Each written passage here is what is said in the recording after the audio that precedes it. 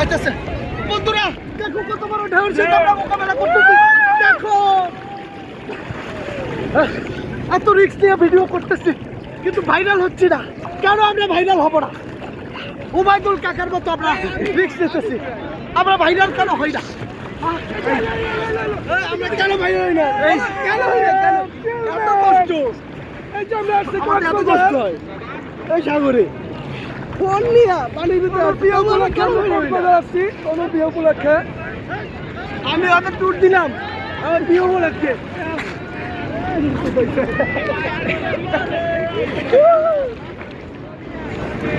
আমরা কিন্তু সমুদ্রের ঠিক অনেক গভীরে চলে গেছি আমরা ভিডিও করার জন্য, কিন্তু আমাদের কি দেখা যাচ্ছে কিনা আমরা বুঝতেছি না। এটা এডিট করার পরে আমরা দেখবো, কিন্তু জীবনে রিস্ক নিয়ে আমরা ভিডিও বানাইতেছি শুধু আপনাদের মজা খাওয়ানোর জন্য। ভাইরাল